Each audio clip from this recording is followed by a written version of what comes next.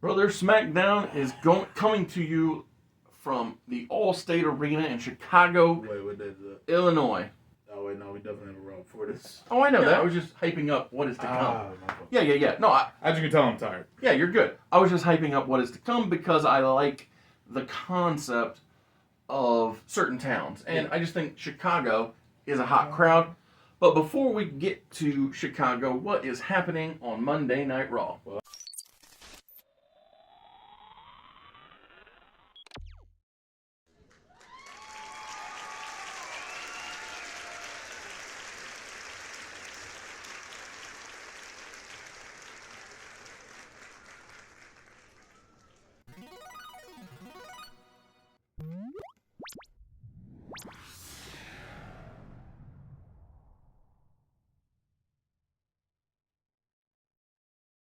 I actually wrote the date down this time. Not the date. I actually wrote the location down this time. We are in the Nutter Center in Dayton, Ohio. Ooh, that feels good. And it is the 14th of June 2004, and there is a cold open to the show. We see King Randy Orton along with the rest of Evolution, and they are seen not in Ohio. In fact, they are in a nightclub in Miami where Raw will be next week, because Orton is so Orton's in the club. The crown is sideways on his head. In the background, we see Batista curling a woman.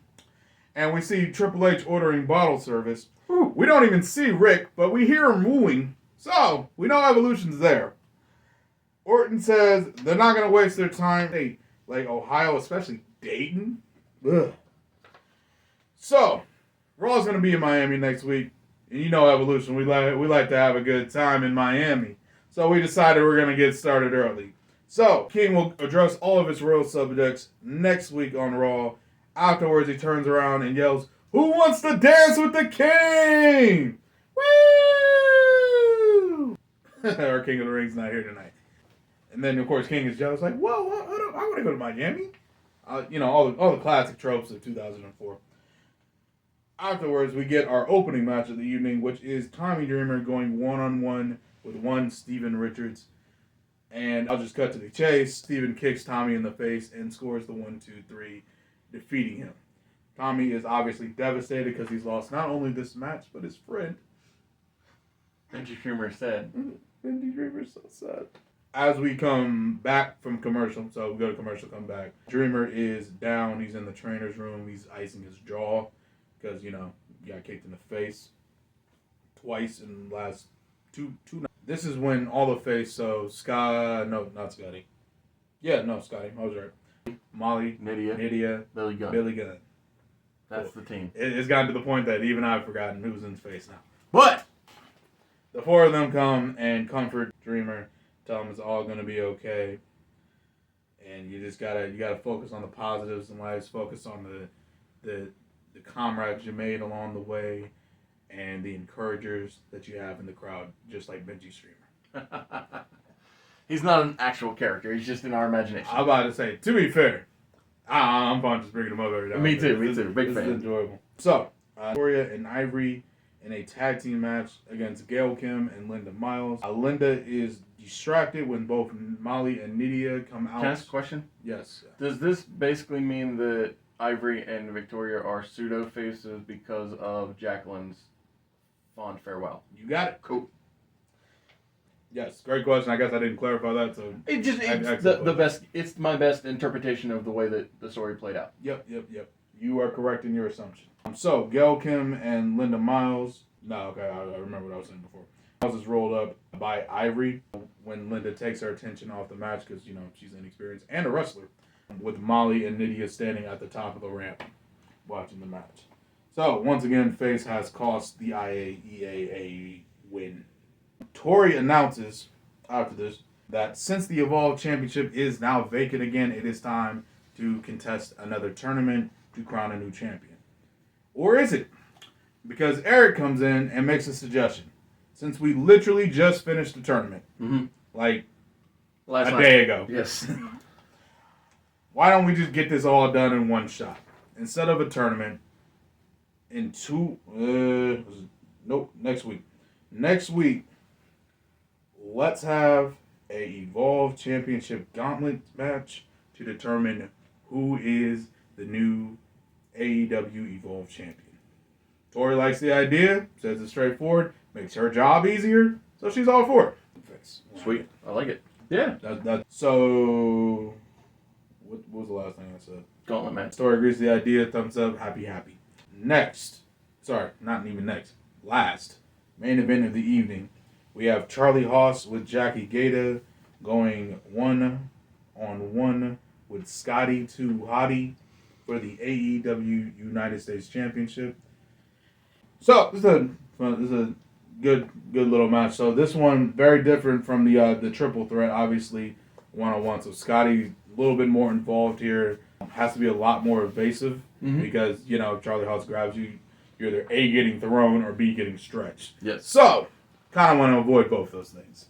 Scotty's able to show his dexterity and adaptability that he's cultivated, especially even in the last couple years of his career, much less his entire career. And it's a good back and forth. There is one point where he is able to, so Haas swings back for the Haas of Pain, but he swings too far, so Scotty's able to roll all the way through and catch his leg for a near fall. Mm-hmm. But ultimately, it does end with the Chaos Theory. Haas is able to catch him in the corner, roll back, German suplex, 1, 2, 3 to retain the United States Championship. Now, after the loss, the International Allied Elect Assassins come out to attack Scotty. However, Face comes out, Billy Gunn, Molly Holly, and Nydia to the rescue, but they're outnumbered. They're a man down. Well, technically 4 men down, but they're a man down until Tommy Dreamer, who they talked to earlier today, comes out to even the odds with the rest of Face, bringing weapons galore. Standing tall, Dreamer officially shakes hands with Scotty, joining Face, which means Dreamer is now officially part of Face. I like it. Thank you for being here at Mr. Super Oz. This video is going out, and this channel only exists because I, Oz, founded Gamble Comics, which first release was Everlasting Survivors, a 68-page graphic novel called All Day Long. Available now. Follow the link in the description that will take you to gamblecomics.com. While there, you can get hats, shirts, posters, much, much more. But most importantly, the story itself. Shoot. Good guy. Tell me what's going down on SmackDown, Oz. So we're in Chicago, Illinois. Chicago. And we open with Paul E. Dangerously on... Going back to the classics? So Paul is talking about how that the Dudley Boys let him down. But Paul will not let down the Chicago crowd when we have a Chicago street fight tonight. It'll be Spike, Bubba, and Devon going at it against a trio of my choosing. Ooh. Also tonight, we're going to have a second chance battle royal. All of the SmackDown participants from the King of the Ring tournament bracket will participate in a over-the-top battle royal. Winner will challenge Eddie Guerrero at the Bash at the Beach. Hey.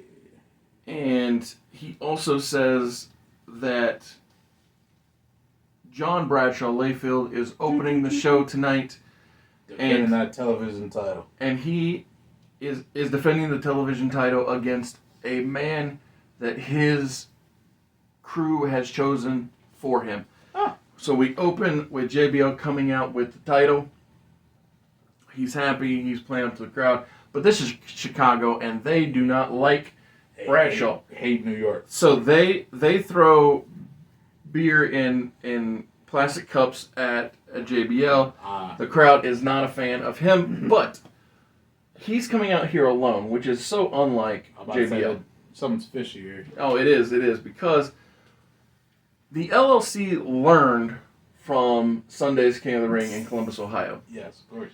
And while JBL is in the ring and getting things thrown at him, programs, whatever the case may be, we cut to the back and we see that Kidman, Maven, and the crew are beating down on Matt Capitelli.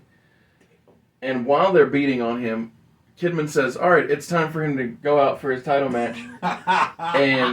and so Orlando Jordan puts he picks up Matt Capitelli, throws him on his shoulders, and Capitelli's music plays while the LLC is drag his lifeless carcass out. Continuing to slap him in the head, Yeah. poke him in the eye, just basically make I'm about to say rake his back. Yes. So Orlando rolls him into the ring. Charles Robinson is blown away. He's like, this isn't right. And JBL says, hey, he wanted a title match, ring the bell. And Charles says, I gotta wait for him to stand up. And so At least. Matt Capitelli stands up and he's struggling, he's groggy. JBL says, ring the bell. Charles Robinson rings the bell. Clothesline from hell. 1, 2, 3. Yeah. JBL goes off to the back with the LLC celebrating. Post what I can barely call a match. What a scum. Yeah, post what I can barely call a match. We see a graphic that says later tonight we'll get a medical update on Lance Storm after that grueling scaffolding match. Yeah. I'm about to say falling. How high is the scaffolding? Like 10 feet? Something like that. That's it. Yeah, that feels right. Yeah, 10-foot drop. So after the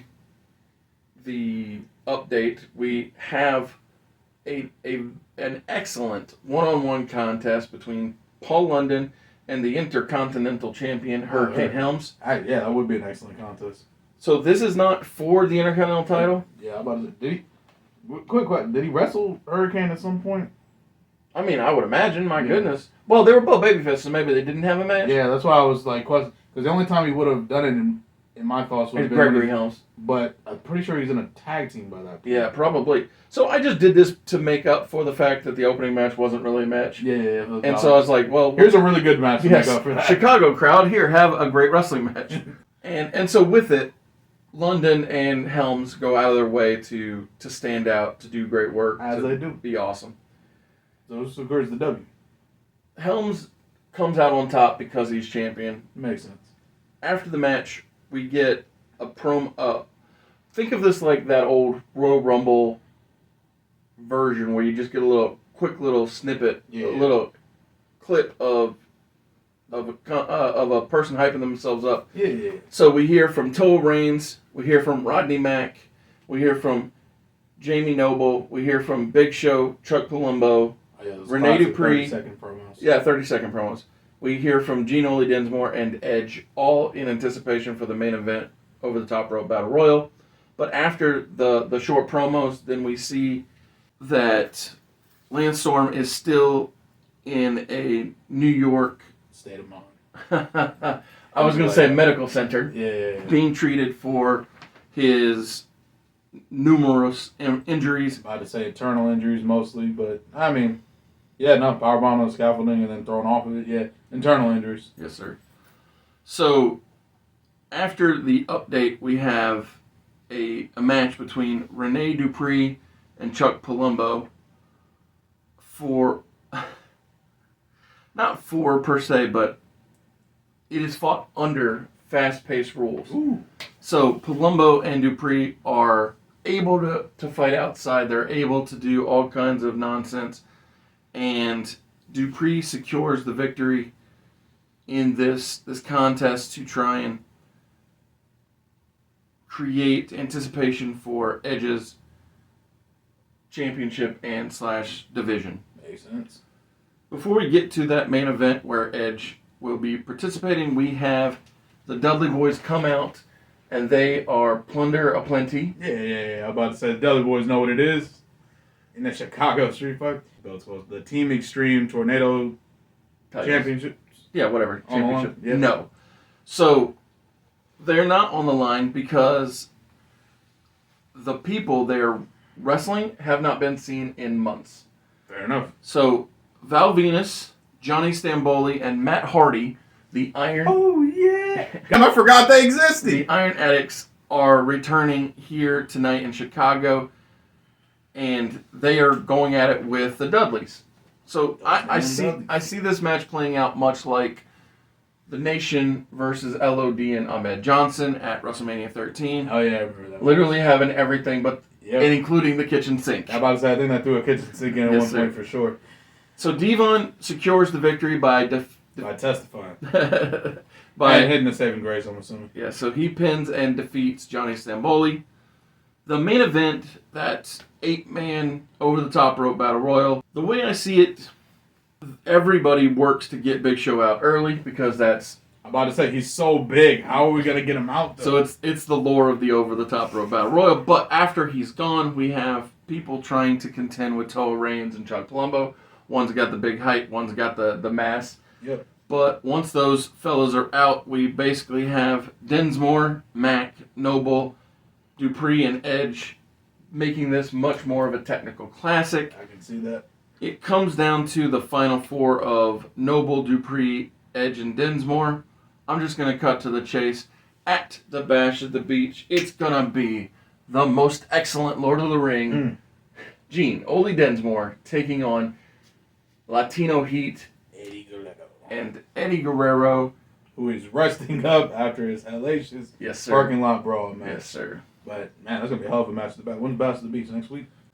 Yes, so it's not. It's next week. Yeah, it's a Quick turnaround. Quick turnaround, yes, sir. Well, quick turnaround makes for a quick go-home episode.